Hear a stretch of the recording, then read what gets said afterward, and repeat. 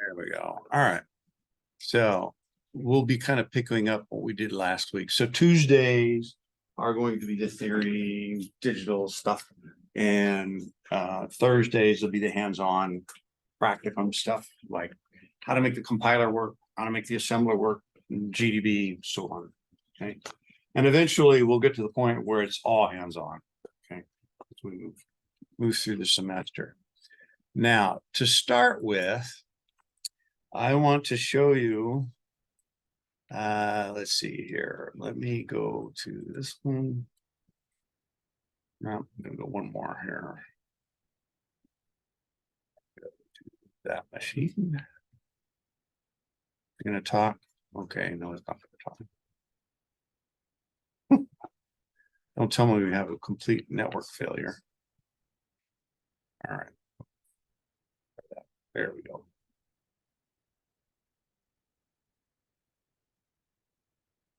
I'll make it bigger. Don't worry. I started the class. We were using BC, the binary calculator one. And I want to show you some of the syntax.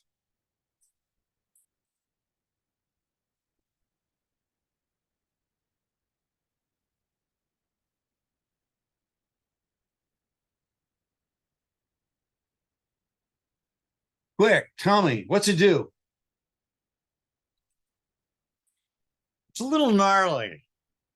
This is the syntax of kind of what you would say old school stuff. But the thing is, this is still underneath the covers on so many things. You're going to end up having to know what regular expressions are and sed and awk and all that. What this is doing is it's taking O base and setting it to 2 and doing is this a bitwise operator or is that exponentiation in BC and on, and it detects the architecture, and then it takes what you're handing to it, you send it to BC, and then it does a sed, which is called streaming editor.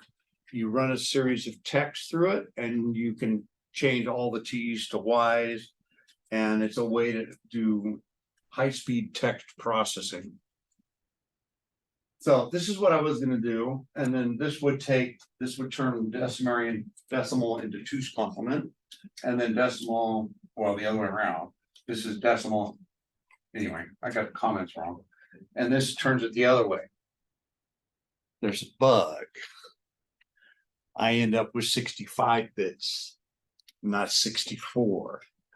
So when you convert it, it's the number. You convert it one way, you got one extra bit on the left, and it's a mess.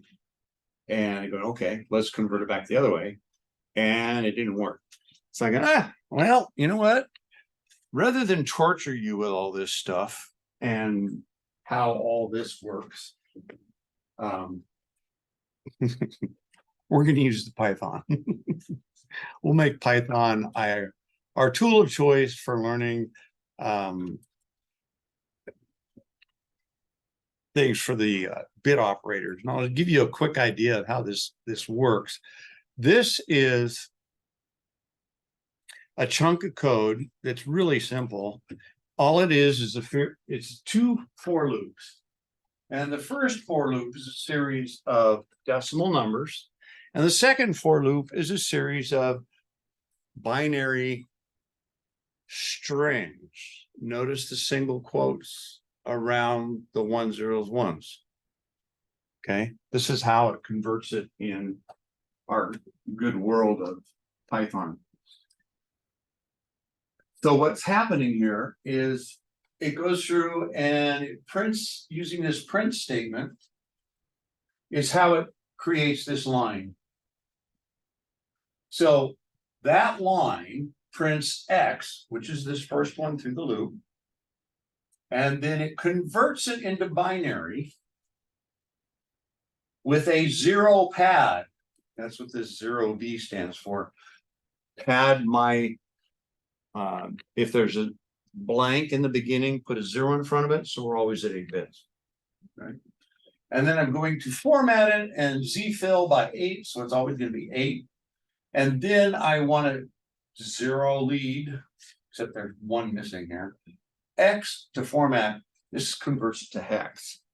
So the 0 B and the 0x converts it, takes 200, converts it to binary, and the A. Okay.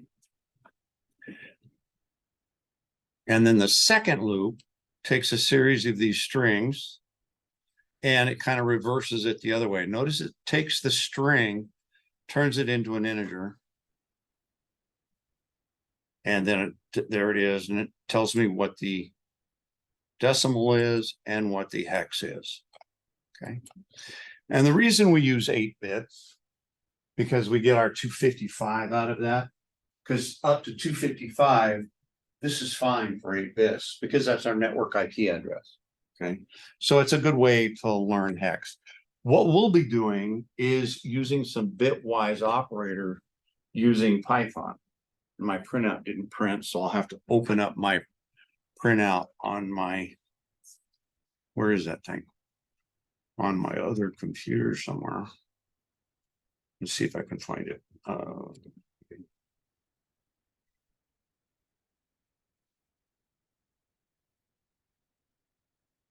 Yeah, this is what we'll do. I was trying to figure out how to make this easy for everybody, because what we want to do is figure out how bitwise operators kind of work. And let me do screen share so my face is smaller. I want to use screen 1. Right. All right. So there is that. I don't know if it's 1-to-1 or not. Maybe. All right. So this is straight from some websites I was looking for. And they're showing us how to use these operators. And what our goal is today is we are going to build a half adder, where we're going to add 2 binary digits and walk through the logic tables of how it works. Okay, that's what we'll be building today. So we'll be doing some hands-on stuff on how this works. Now, we will talk about the syntax of what these mean within the context of Python. I want you to notice the caret. What's the caret in Excel? You all know it. That's the other thing it represents. Exponentiation. In Python, the caret is a bitwise operator. What's exponentiation in Python? Double asterisk, splat, splat. Okay. All right. So we want to play with some of this, and we'll see how it works by doing some hands-on. And I'm going to show you how to do this within the Jupyter Notebook so you can play with it and save it, providing it doesn't go out to lunch again. Okay. All right. Since I put a little bit of, all right, let's see if I can move this over here. Bring this down. So once you log into your Jupyter Lab /notebook, let me go back. Let me close this, save it, close it, and show you what we get. So when you log in, you get this. Okay. There is a notebook and a console. When you log into a notebook, it gives you an interactive session where you can use 1 to many lines of code in each cell. Think of it as Excel for programmers, because you can write in statement. You can put a whole thing in one cell, or you can split it up, you can chunk it. And the console is what you get when you open just a straight Python console, and it's like a command line. Okay. And we won't be going down that road. But this, oh, yeah, well, I'll just close it. I don't really care. So this is where we'll be. So I'm going to show you a little bit about the Jupyter Notebook, or that's the Jupyter Notebook right here. But the Jupyter Lab is the skin around the Jupyter Notebook. So I'll get confused and tell you both things twice. So if I want to write code, like let's do a simple one here, print I, and hit Shift Enter, it runs it. Okay. Now follow along with me, poke in, you're not going to break anything, and just poke around on it, have some fun. And if you want to rename it, you just double click on this. And I'm going to call it, today is what? 230914 12. Okay. So that's what I'm going to call it. And it in my ASM directory. Okay. So there's that. Now, if I want to add a cell above or below, I can do that by doing this. Insert a cell above. There's a shortcut with the letter A. So I can say A. Okay. Now I have a cell, another code cell, but I have an option of what kind of cells do I want to create. For our sakes, we're going to use code and markdown. We're not going to use the raw, at least I don't think we will. So we want to use markdown. And what I'll do here is just say, today's fun, and hit Shift Enter. Notice how it changed all pretty. And if I double click on it, it goes back to today's fun. This is markdown. In Jupyter Notebook, there is a markdown rendering tool built into it. So using markdown is not very difficult.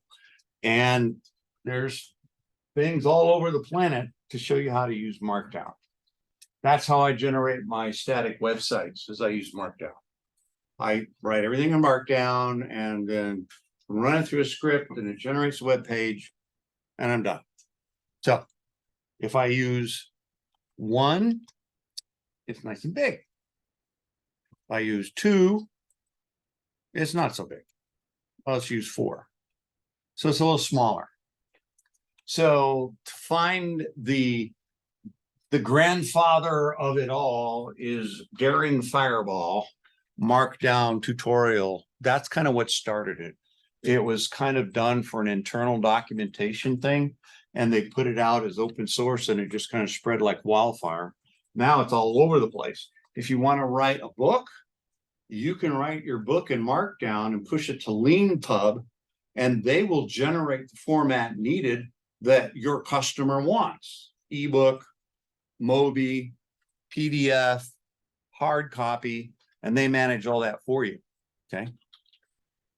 So we'll do another cell, and we'll show you how some of this works. So if I want to, you just double click to add a cell. So now what I want to do is add a variable. And I want to show you what happens to our variable between cells. Okay. I'm just say X is equal to 100.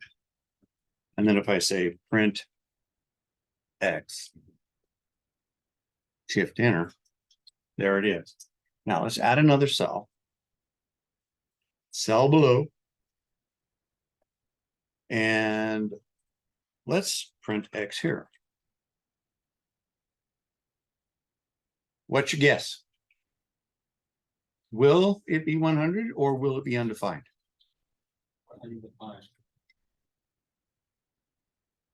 Your assumption was perfectly logical. In the state of normal world of programming, this is not normal. What you've done inside this one notebook is you've created one namespace. So when you declare variables, they maintain their state within that notebook. But if you go to another notebook, it won't be there. You'll have to redeclare it or export it. So if I change this one here to 101, and notice the little star? That means I did not run it. I simply just changed it, but I didn't do my control enter or shift enter. Okay. So now if I run this one again, I'm still getting 100 because I did not reinitialize the variable from the previous cell. Everybody following this? Yeah, this isn't too hard. So now if I run it, watch what happens to the orange. Goes away, and notice it's giving me a number. That's part of the debugger. You actually have a debugger in the Jupyter Notebook that lets you drop in and you can see which statements die. Okay. And now if I do this again, there's my answer. Okay.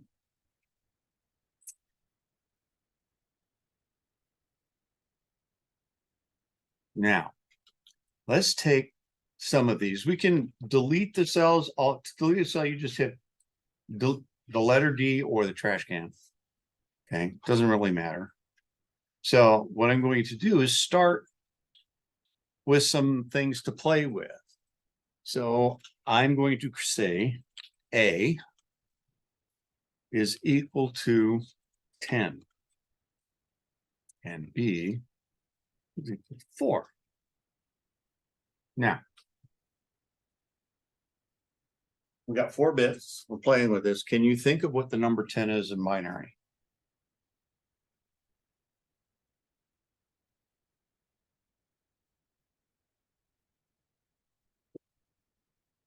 Okay. So these operations are happening at a bit level on binary. And 4 is what?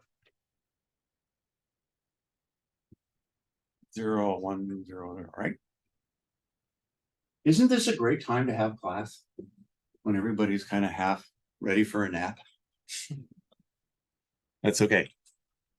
So I'm initializing some variables. That's all I've done. But I ran it. And you can see it's not orange. So that means it's good. So let's add another cell. Whoops, I want to go B, not A. And now I'm going to take the AND operator. Simply it's just the ampersand. So I'm going to say A and B. And when I hit enter, let's see here. I need to assign it something, or will it get, yeah. Okay. Now, why do I get 0?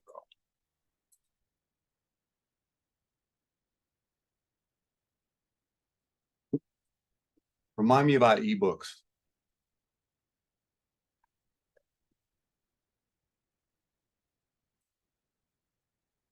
When we AND something in our AND truth table, what do we need to get a 1? 1 and 1 is a 1, and everything else is 0. Are there any 2 1s lined up? That's why we got a 0. Because on the AND, this is what happened. Now, let's write out the truth table for what an AND operator is from ancient history, what we did kind of sort of last week. I can find my book. It's around here somewhere.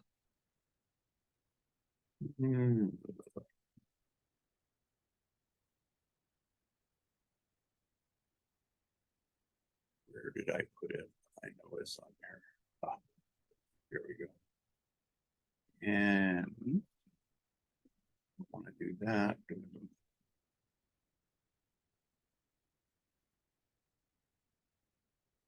think This is in. Yeah, that's getting close. Here we go. I don't really want to do that.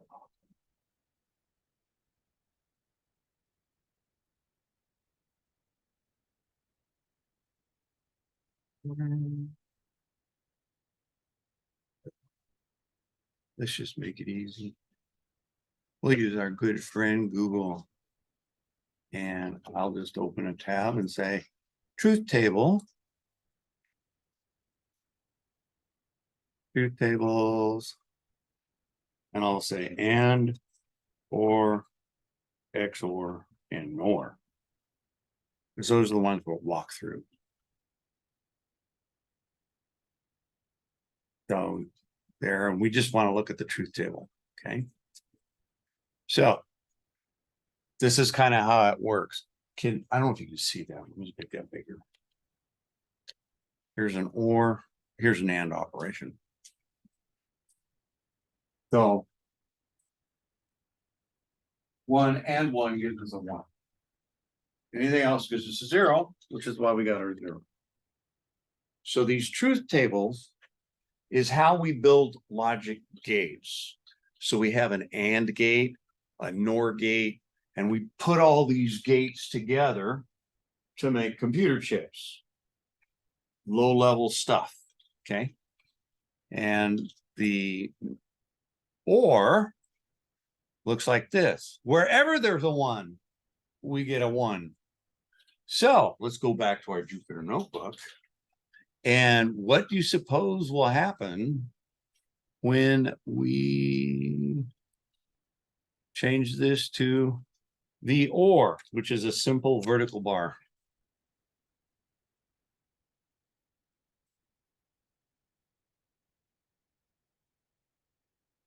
What do you think we're going to get? Those two numbers? Yeah, these are the numbers. This is One, this one, is A. Yeah, zero. 1, 1, 1, 0. exactly. And then this is E, which is the same thing as 14. Let's see if I'm right, or if I missed or if I did a bit shift. I'll do Control Enter. Huh! See how that works? These truth tables are operating on 1s and 0s. Even though we're putting in decimal. What's happening to our decimal? It's being converted to binary underneath the covers, and then we get printed out and puts it back into decimal. Right. Well, let's play with a couple more. The OR. And let's see how this looks. Well, we'll skip that one for the time being. Let's use this one.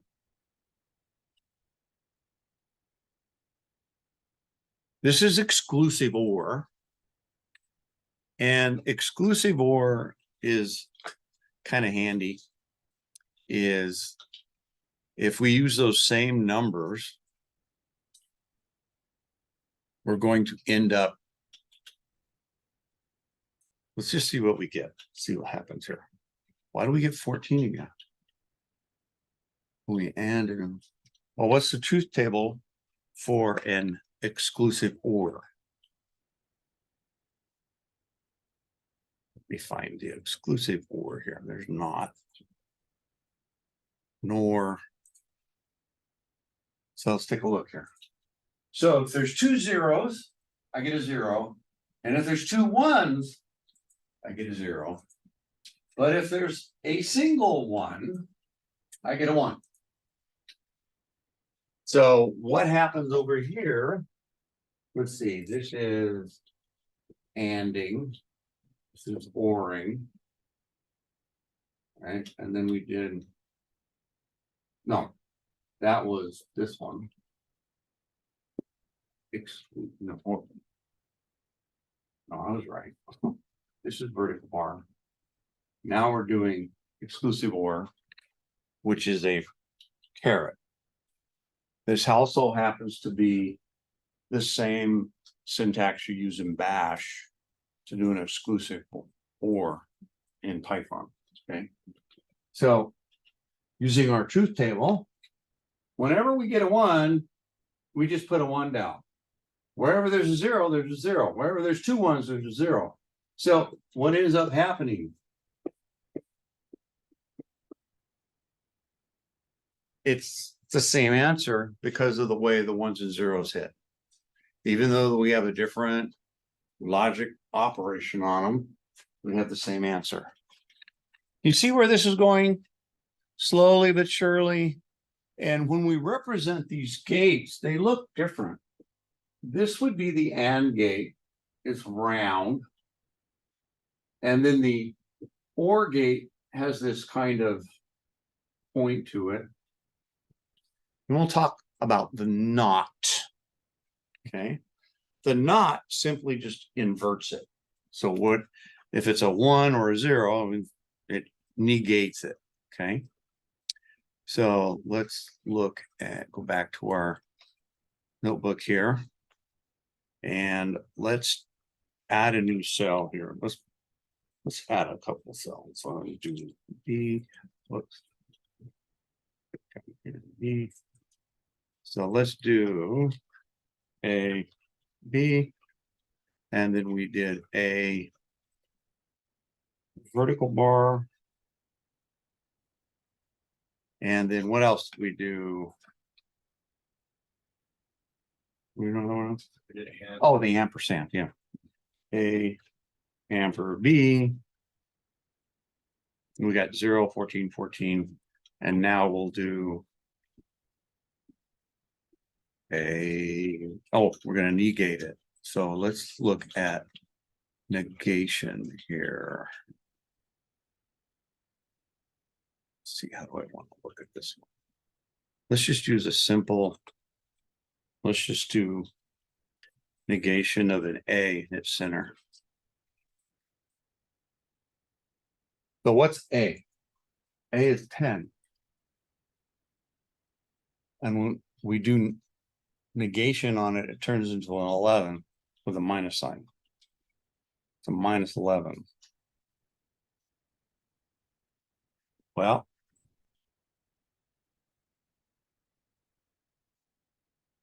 this is 10 or the letter A, and negation swaps them. You're going to say 0, 1, 0, 1, but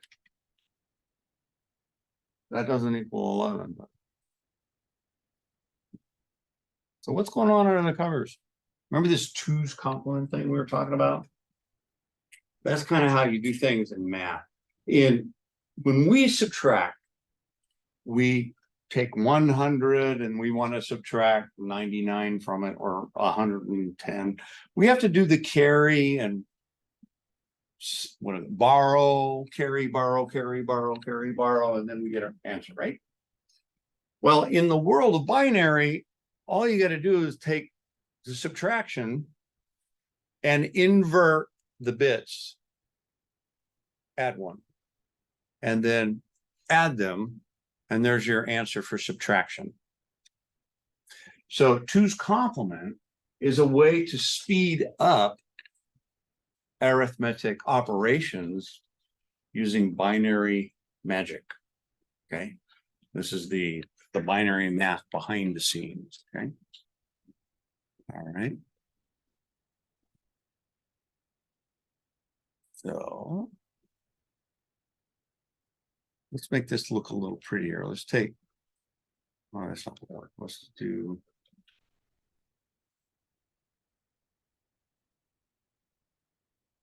we'll make this a little cheater for us so we can actually make it A and for B.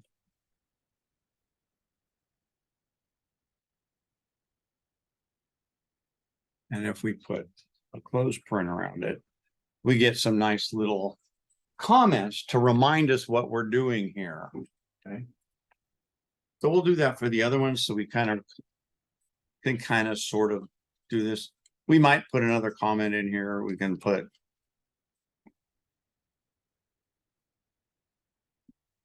I think I would do it this way. And help me remember what those funny little symbols mean. And then hit shift, enter, or control enter. And then we'll hear, this one is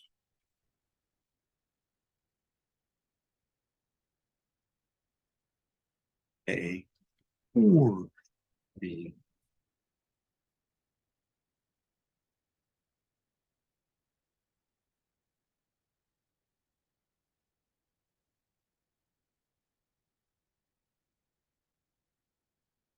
So this is giving us little hints of what it's doing. And then the next one.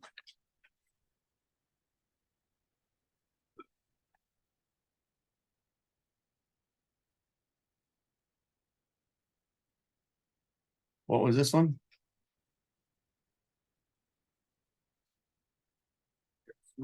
Which one? The exclusive one? Mm-hmm.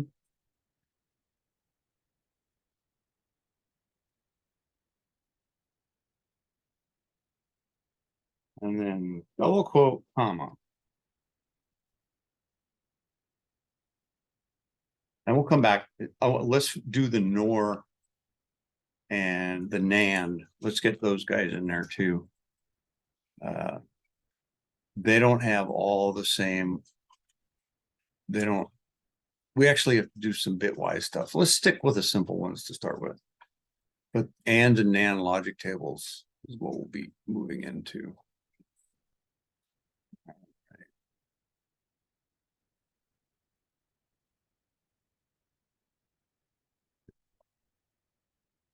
And then let's do this with the negation, just so we know what it looks like, so we can kind of remember. Print. This would be not a. Whoops, I need the double quotes.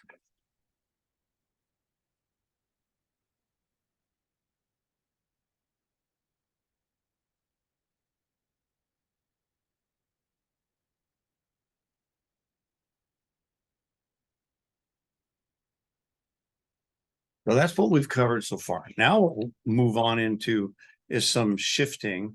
The stuff that's built in, there's like 4 or 5 different Python modules that you can import in that allow you to do some extremely crazy binary stuff.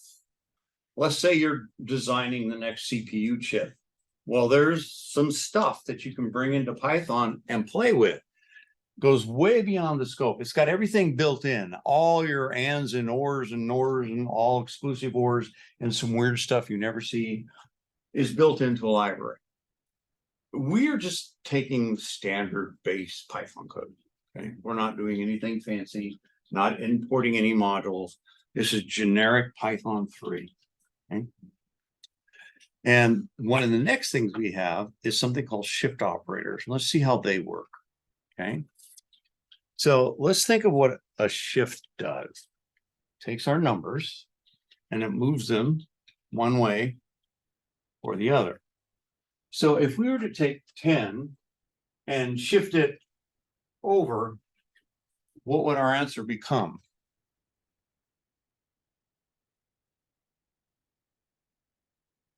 5.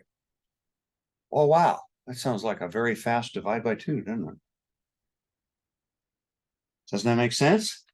So when you shift 1, it can divide by 2. Now, what would happen if you go the other way? Multiply by 2. So let's play with that a little bit. See how it works. So if we say A, and we'll just shift it once.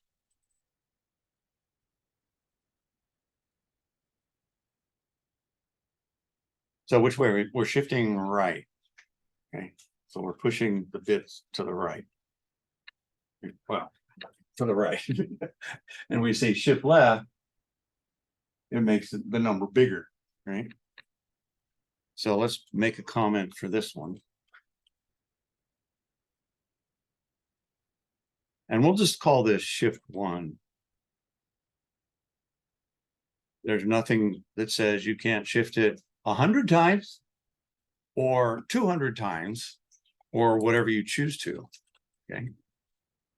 Shift 1 equals quote A shift 1. There we go.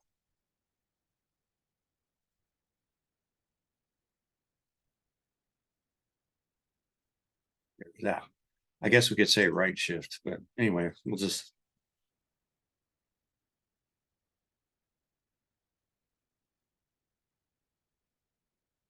Lowercase r. Right now, if you want to copy a cell, you can do that. You just hit this button here and it copies the whole cell down. And basically, I'm going to change it the other way and say shift A left.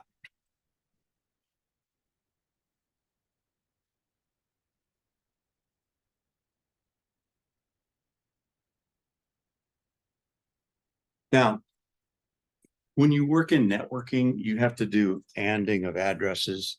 If you're in an IP4 arena, you have to kind of subnet things out.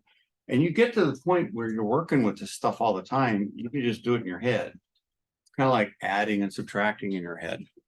Does anybody, when they buy something with cash, offer the cashier the amount plus a few pieces of change and maybe another dollar bill and say, that should give me $5.20 back? Just to see what the cashier does. Anybody do that, or am I the only one? Because when I worked as a cashier, I was always doing that because I got so bored. I was always predicting what the cash would be, as we count it back. So they would give me, 20 and 2 cents. I said, okay, here's your $18 back, or whatever. But it's a fun way to keep your brain sharp, because most of us, okay, I need a 10% discount on my $10 item. Come on, you can do that one in your head. It's just, if you don't use it, it kind of gets soggy, Not to say rudimentary math is going to make you not doing is going to make you soggy. It's just that we get so dependent on our technology. This weekend I went to a yoga retreat, and one of the attendees lost her phone, and oh my God, you would have thought her favorite dog died. She went into a complete meltdown panic mode, and I'm going, you need this retreat more than I do. It was a lot of fun. I am really sore, but great exercise. Okay. Now, when we play around with some of these, let's play with this in a sense that let's duplicate the Shift R. Take this one, we'll click on that.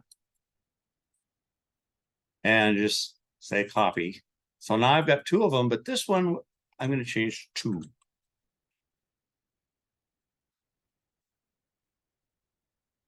Hit enter. And then I'll do the same thing here, copy. And I'll say shift left 2.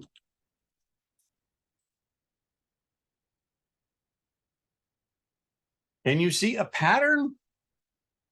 But wait a minute. Half of 5 isn't 2. That opens an entire can of worms in the world of floating point and decimal. Today, we're dealing strictly with integers, 1s and 0s, shifting, gates, so we can build our adder and see how the adder actually works. Okay. So, but multiplying, so you can kind of get the idea where this is going. You can move it, move it, move it, move it, and move it the other way. It keeps shrinking down. So if we move this one more time, wait a minute, I forgot a number in there. Let's use 3. There's a 1. It's not truly the right answer, is it? Because there's some decimal components in here. So can you see how you get a square root function? That's so easy in binary.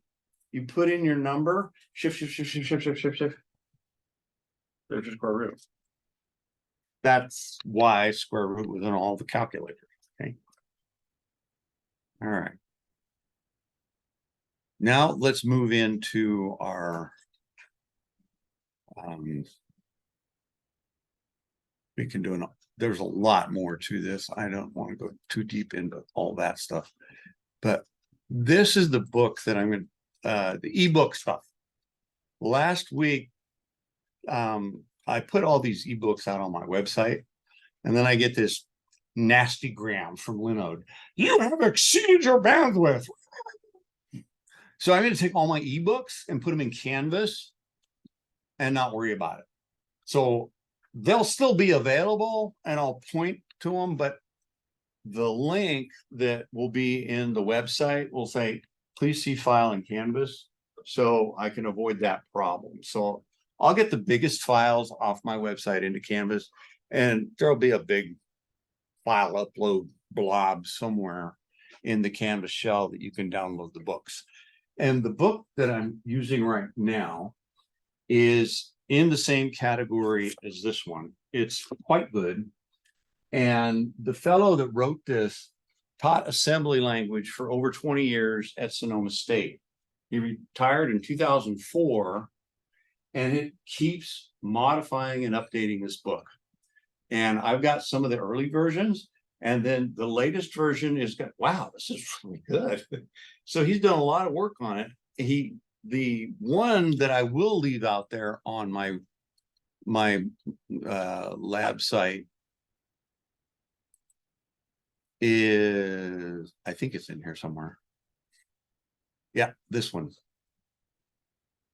I'll leave that one here. This is the same book, but it's for the Raspberry Pi.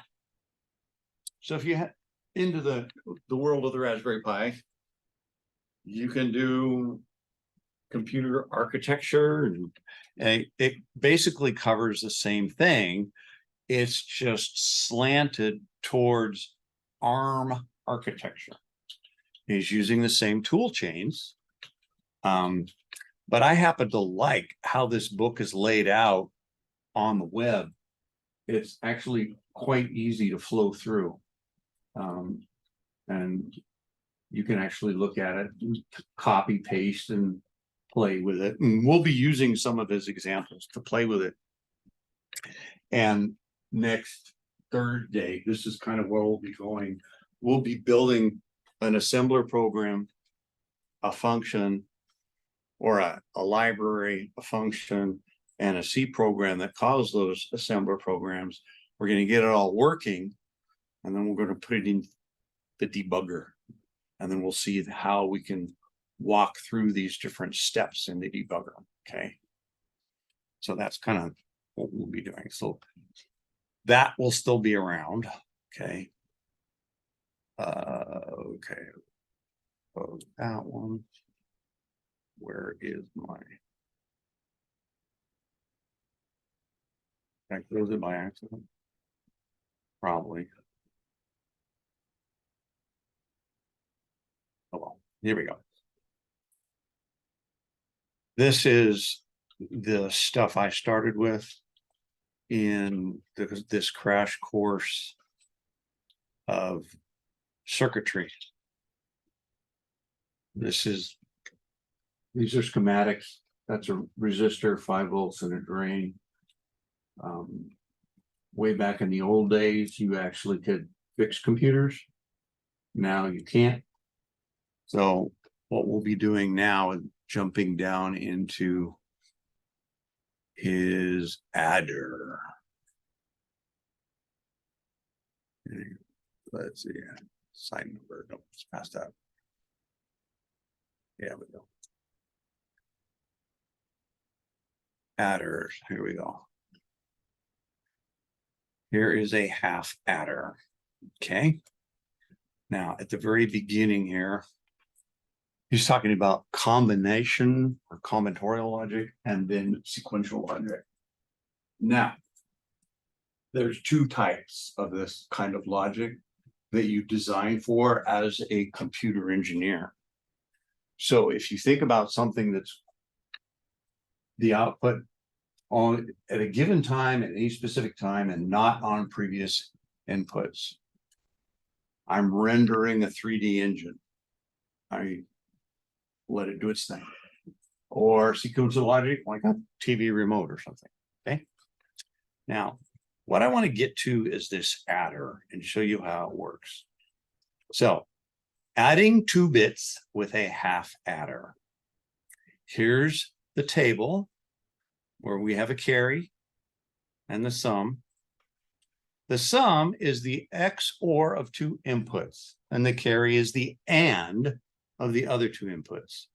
And here is the logic.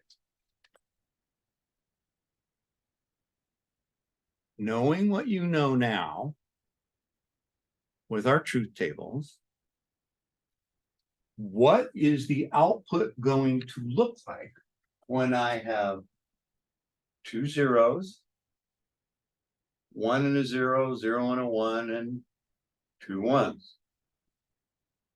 What does it look like? Let's take some time to scribble it on the board and kind of walk through and build a truth table with that. Okay. This is a half adder, so we're only using 2 bits. Okay.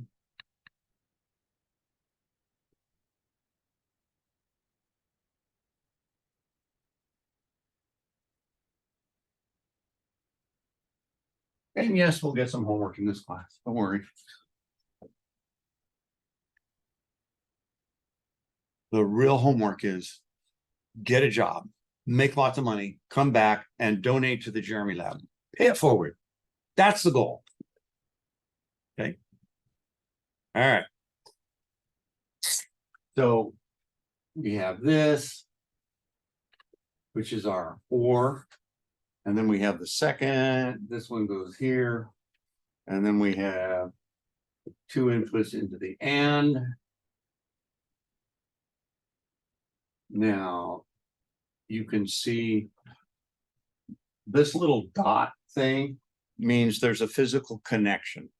It means like the wires are touching, they're soldered together. Okay. And then the other one goes from the second one here and the second one here, right? Yeah. Okay. And we really can't put anything into the AND circuit. So we're only putting things into here. Now, let's take a second and write out the truth table for the OR. Okay. Here's the OR. This is an AND. So, how do you want to format this? We can format it any way we want. So let's say we got 2 bits. So we put our inputs over here. Well, it doesn't matter. What would look better? Now let's do it this way. We got 0, 0, 0, 1, 1, 0, 1, 1. So there's my inputs. With an OR, when do I get a 1? Whenever there's a 1. Right? So this is my output. So with my AND, I'm not being very artistic here, but that's okay. And with AND, blah, blah, blah. When do we get a 1? When both are ones. When both are 1. Bingo. You're all tracking. That's great. You're now free to take a nap. Okay. So this is what's going to happen with our ANDs and ORs. Now, what happens when we put 2 zeros on this circuit? Okay. I'll use some different colors just so we can see. So if I put a 0 here and a 0 here, this is my input, right? Now what happens is the 0 ends up going to the OR. The 0 ends up going to the OR. The 0 also ends up going to the AND. that way. And the 0 ends up going to the AND.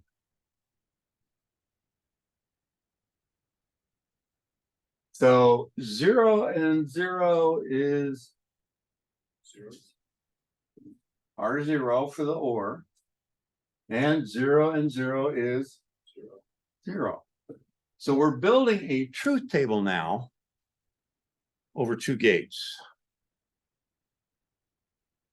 Okay, so here's how you do it. When you draw your circuitry, you kind of separate this out for a little while. You draw your truth table, but we now have 4. Well, with our 4 bits are going to look something like this. See where we're going, kind of making sense, not yet getting there. Okay, so now let's take a 1, put a 1 there, and we put a 1 there. So now, with our OR, we have a 1 and a 0 is a 1. With an AND, it's a 0. So what are our inputs? 1, 0, 1, 0. 1, 0, 1, 0 equals, well, we got 2 digits. Let's just use 2 digits for right now. A 1, 0.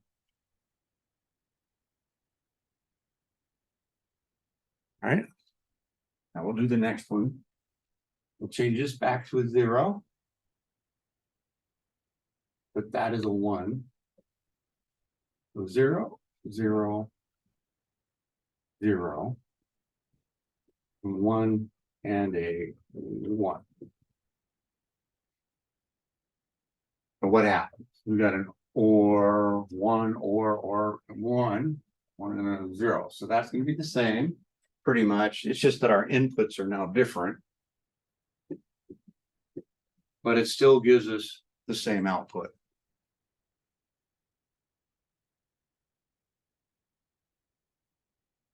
And our last one, where we change everything to 1s.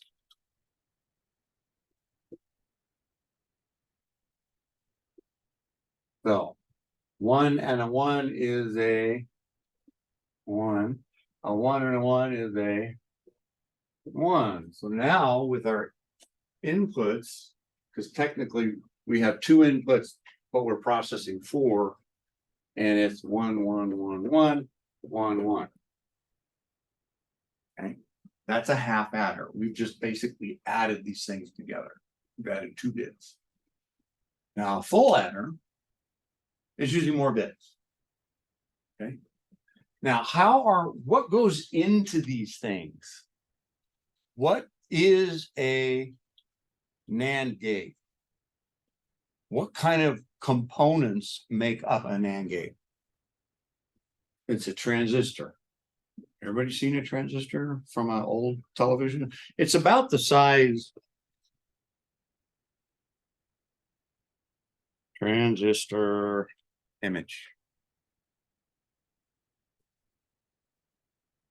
There we go. That's a transistor. And you have like 8 billion in your iPhone. It's ridiculous. But basically what happens is, think of this as a switch. When signal hits one of the leads, it allows signal to go through the transistor. When the signal turns off, the signal through the transistor stops. This is where we get our memory. It's called a latch or a flip-flop circuit. How does memory store? Well, we got lots of 1s and 0s in there, and we need to keep them, and then we turn our computer off, it all goes away. What's going to happen when IBM gets their memristor, I think that's the right pronunciation, working, where you write to it, and it stays there? No power needed. What will that do for your programming? You won't have to read and write to files. You won't have to save things. It just saves it in the state it's in. What if the state it's in is broken? How do you recover? It's definitely going to change how we program. Coming to a future near you. And they're using it for AI and ML stuff. Okay. This is just what transistors do. And the circuitry. And then they have two different kinds. Not that you need to know this kind of detail, but they PNP and NPN. And the way I remembered it when I learned how to read these things is not pointing in was that one. That's how I remembered it. Okay. And then they each have a different use case for what they're using.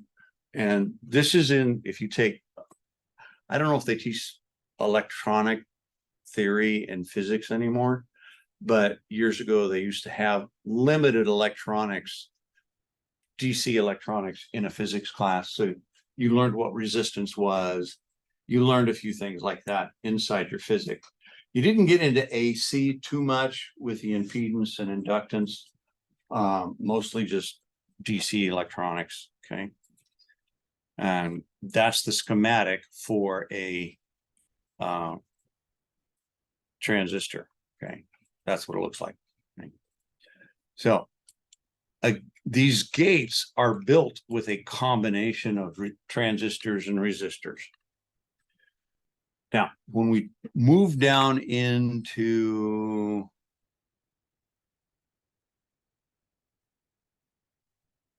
clocks, flip-flop, there's different kinds of flip-flops. These are all kind of fun. We'll just pick one to start with. Okay. Now, I'm not going to go into great detail about these things, but basically based on the input, that's how it stores your memory. And the way your RAM works is when you set to 1, it needs a refresh circuit. It needs something to go through and refresh the bits so it maintains the 1s and 0s. This is why when you have your Word document open in your computer and you turn your computer off, it all goes nowhere. You don't know where it is. That's what happens, is it loses its state. Okay. And this is holding it all together. Okay. So we'll be using some of that, and we'll be using pieces out of this book for some of our stuff. Okay. Not a lot, but some. But there's more than you care to know here. And this is the book available to you. It'll be in, I'll make sure this one's in Canvas. Okay. Converting, we've done a bunch of this stuff already. Okay. And it might be helpful to review this. Now, he explains everything from a much stronger mathematical background than I do.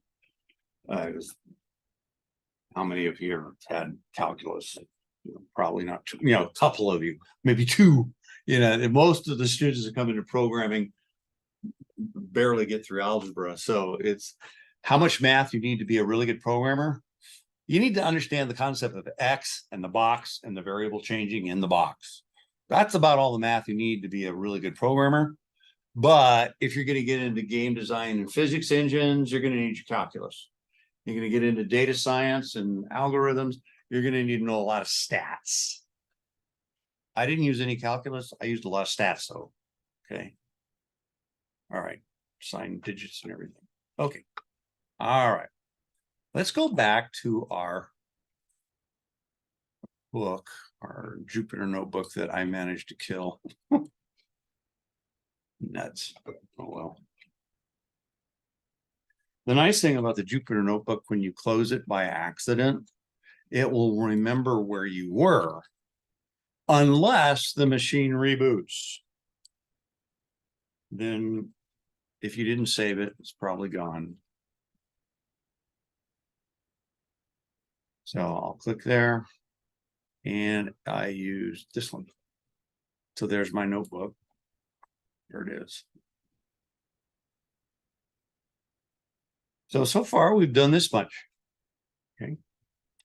Now let me find my notes over here.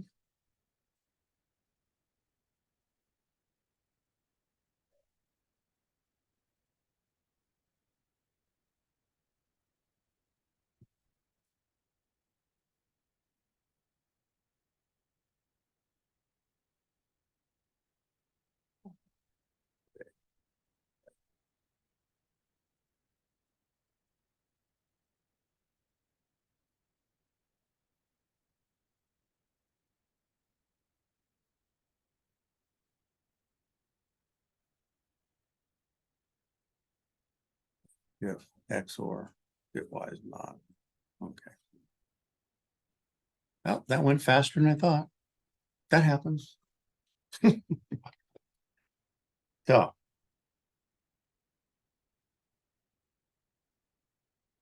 Let's bring up that code that I was playing with earlier. This just generates that table.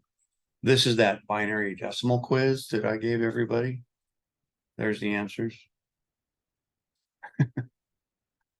Yes, why do it twice when you can write a program to do it once, and then you just repeat.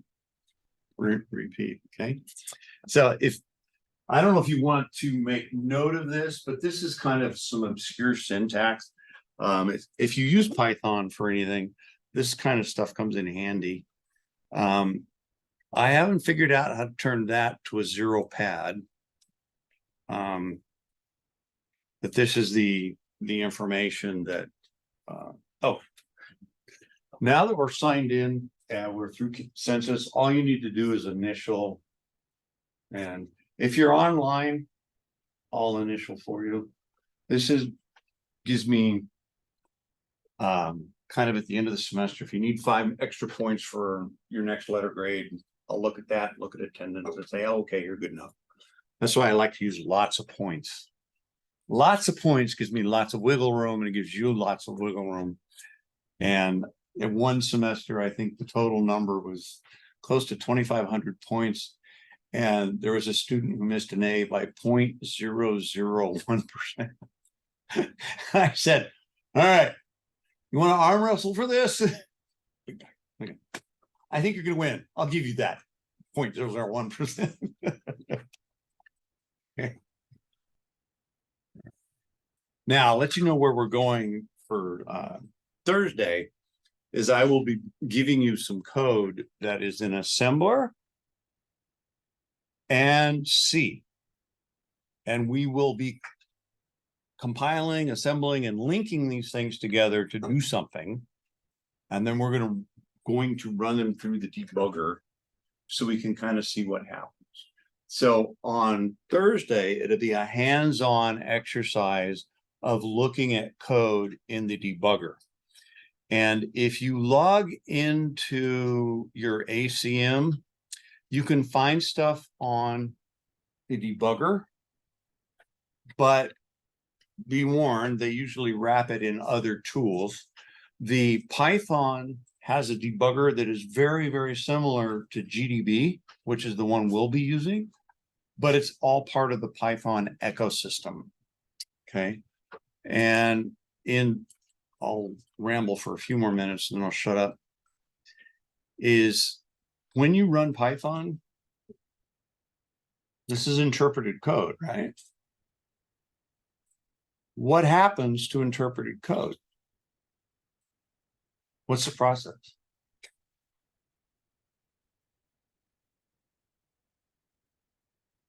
Did you know there's a register machine that you can actually get down and write assembler code inside the Python virtual machine?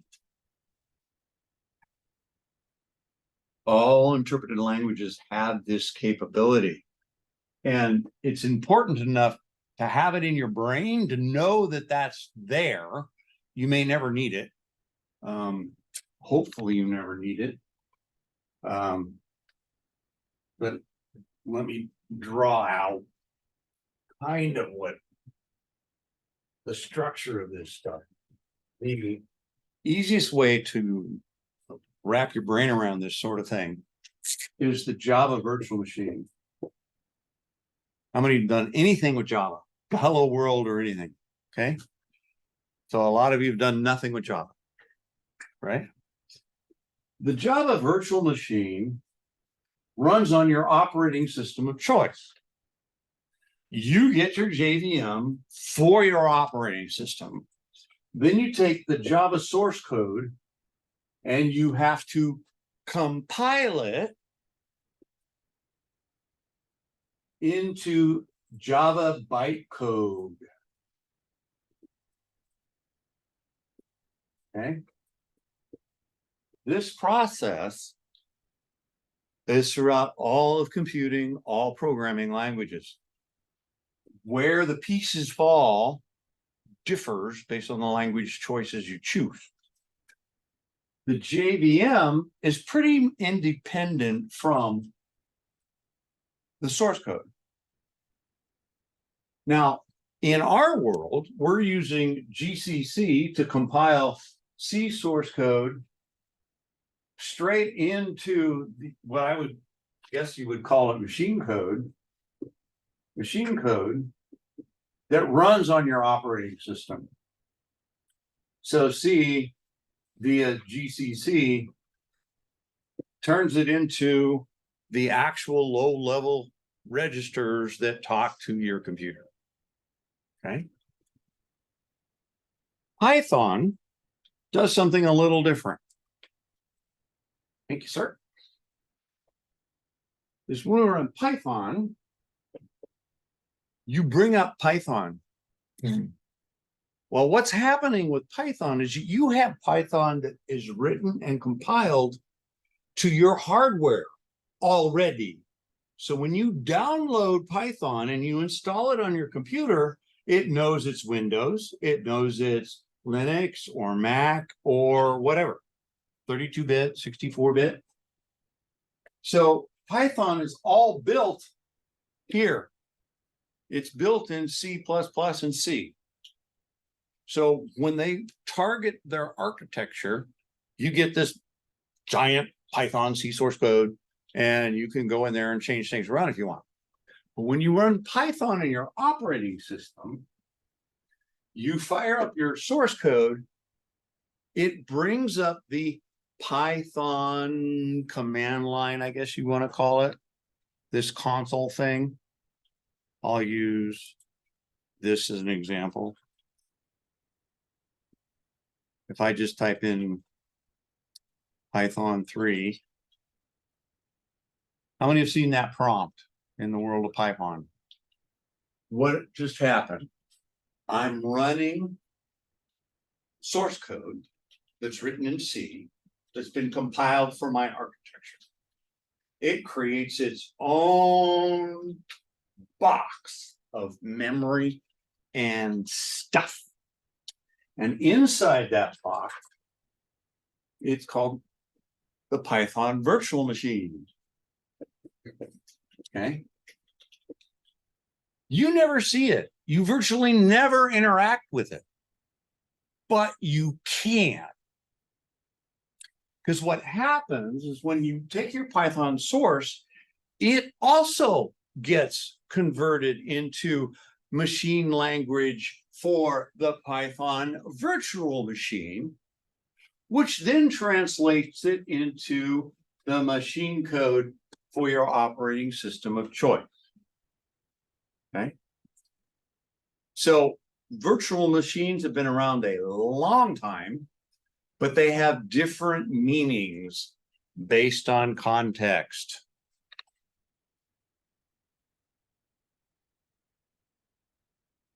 This is for my next class. That's a Debian Linux virtual machine on VMware Player running on Windows. This is a Linux virtual machine using KVM running on Linux. They're still virtual machines, but they're not this kind of virtual machine. So you have the same term. It means something different based on context. That happens all over in the world of computing. Okay? What do you mean when you say? Try to get clarification. But you can actually save things. There in Python, it has a thing called pickling.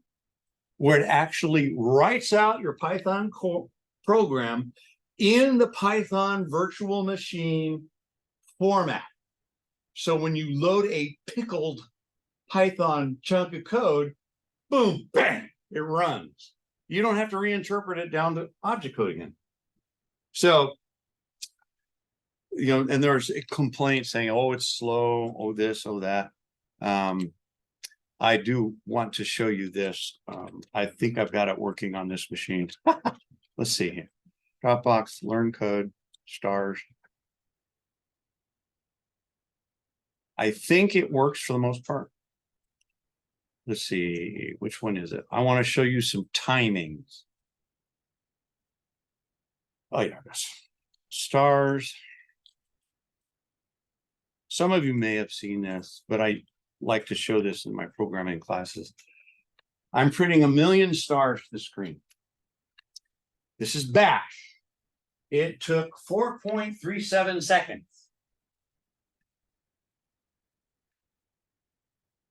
This is dash. This is another shell. Bash and dash and Z shell do this thing too.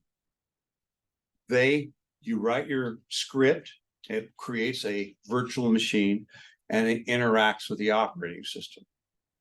Why do they do that? Well, that way they can write code here and make it portable. Okay, so hit enter. And the next one is Fortran, 1.5 second. This is the GCC Fortran, okay? And Go.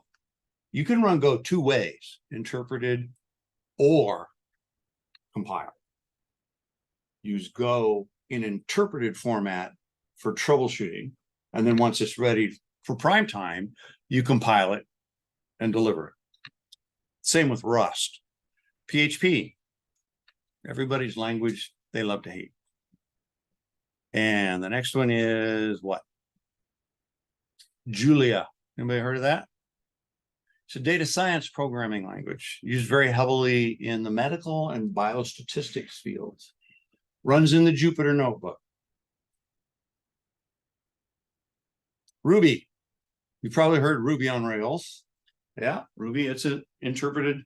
Its roots came from Perl. And the guy that wrote it, he said, programming should be fun.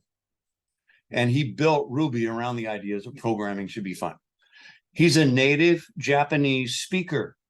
So his term of fun means Japanese fun.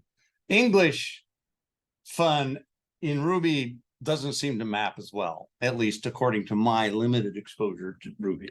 Okay. Wow, that was pretty fast. What was that? Python 3. It's down to 0.3 seconds now. Python is slow. It can be, depending on your load. Okay. Lua.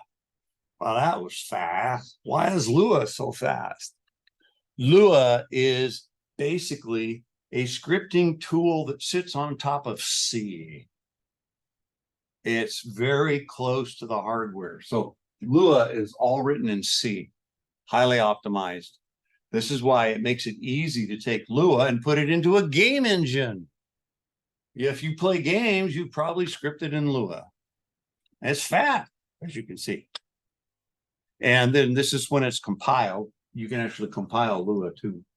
Perl, the language that everybody, oh, it's so old. I said, oh, you can do that. You can do a lot with Perl. It is a little long in the tooth, and the syntax is horrid. If you're not in it every day, you are going to forget it. It's happened to me a couple of times. Rust, you notice that wasn't real fast. I don't have Rust optimized. C++ was 0.09 seconds. C++ automatically takes advantage of the 32 cores that I have on my CPU. Automatically, I don't have to do any magic. It just does it. Same with D. D is a programming language where you can make a lot of money with because it's used in financial trading. Very fast. And a lot of people won't tell you their expertise in D. because they want to make the next million. They don't want to share it with you. So it's a hard language to learn really well because you're not going to find experts that are open with their knowledge. Okay. You'll find a few. And it's more in Europe. And notice C was kind of slow. C will not take advantage of my 32 cores because it's bound to a single core by default. This is where the linker comes in. I have to change my linker flags to say, use more cores. Make files. Okay. And that's it. So you've seen a demo of programs. And I can show you what the code looks like if you want, but whoops. Who wants to look at Perl?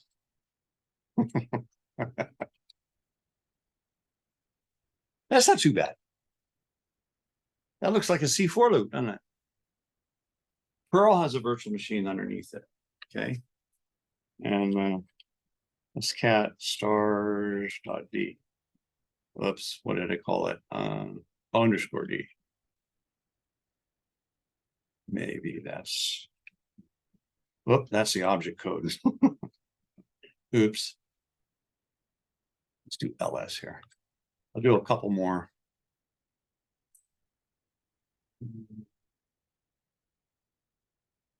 Yes, I lost the source code. I don't see it. Where is it? Oh man, let's see. What's this one? I've forgotten. Star.m.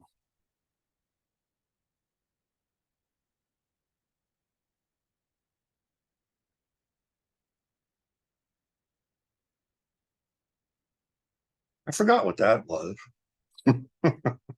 That might be PHP. Anyway, pretty simple. Have some fun with this stuff.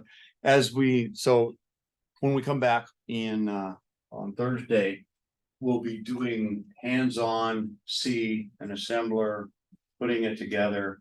The Jupyter notebook hopefully will be alive, but because we'll be putting our code on there and compiling it and making it work. And then we'll start jumping into the debugger. So we're done a little early tonight. Sorry about that. I didn't have that. I thought this was going to take longer than it did. You just never know. So questions? You know, as an instructor, I should never ask questions when I say, okay, we're about ready to go. Because everybody's learned to keep their mouth shut. I get it. I get it. 35 years in school. I know all the tricks too. All right. On that note, I'm done for the evening. And I will see you on Thursday.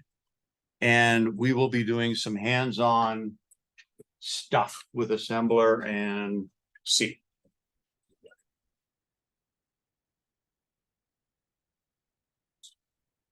You got questions? Hang around. I'll be here. My next class is at 6:30. Yeah.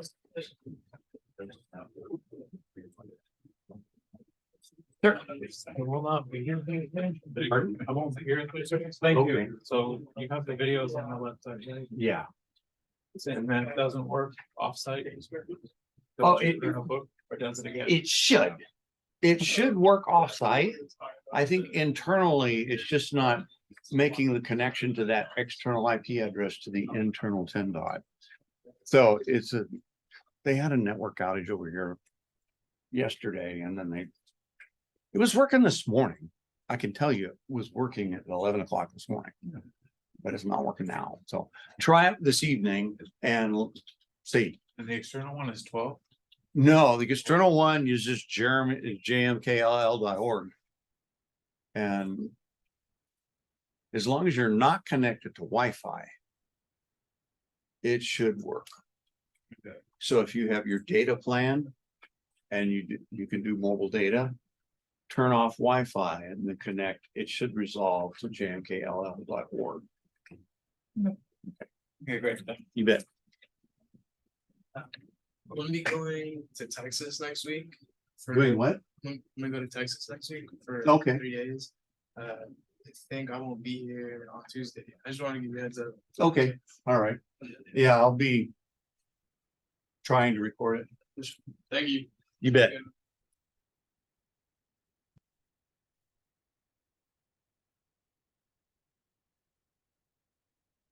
Try and see if I can maybe formulate a question.